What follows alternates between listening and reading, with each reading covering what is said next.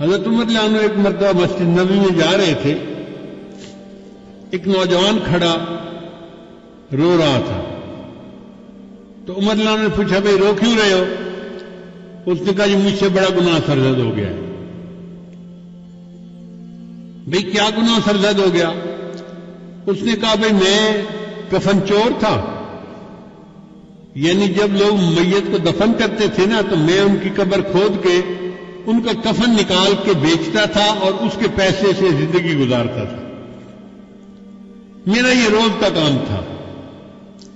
ایک مرتبہ ایسا ہوا کہ انصار کی ایک جوان لڑکی کی وفات ہو گئی اور میں نے اس کے کفن کو چرا لیا۔ پھر میں تھوڑی دیر آگے چلا تو میرے اوپر شیطان غالب آ گیا اور شیطان نے دل میں بات ڈالی کہ لڑکی تو جوانی عمر تھی تو کیوں نہ میں اس سے اپنی خواہش ہی پوری کر لوں۔ تو میں واپس آیا، میں نے دوبارہ قبر کو کھودا، لڑکی کی میت کو نکالا اور اس کے ساتھ میں نے منہ کالا کیا۔ اب میرے دل پر ایک غم ہے کہ میں نے زندہ کی بجائے مردہ کے ساتھ گناہ کیا، تو کیا میرا گناہ معاف ہو سکتا ہے؟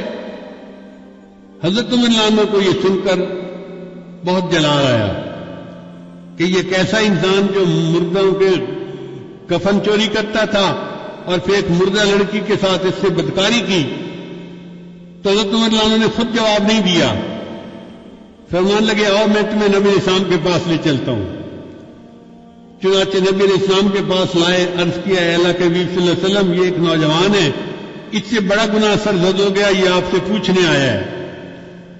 تو نبی اسلام نے فرمایا بھئی کیا مسئلہ پوچھنے آئے ہو؟ نوجوان نے ساری صورتحال بتائی۔ جب اس نے یہ بتایا نا کہ میں نے تو مردہ لڑکی کے ساتھ گناہ کیا، تو نبی علیہ الصلوۃ والسلام کو بھی بہت جلال آیا اور نبی علیہ السلام نے اس نوجوان کو ڈانٹا کہ تو اتنا جو ہے وہ سنگ دل اور جیسے بندہ بات کرتا ہے۔ تو نبی علیہ السلام نے اسے ڈانٹا کہ تجھے ذرا حیا نہ آئی کہ تو نے ایک مردہ عورت کے ساتھ بدکاری کی، یہ کیا وہ کیا۔ جب اس نوجوان نے دیکھا کہ نبی علیہ السلام بھی مجھے ڈانٹ رہے ہیں تو وہ وہاں سے کھسک گیا اور وہ مسجد نبی سے نکل کے سیدھا باہر دیہات میں گیا، ویرانہ تھا جہاں۔ 40 دن تک وہ نوجوان اللہ کے سامنے روتا رہا۔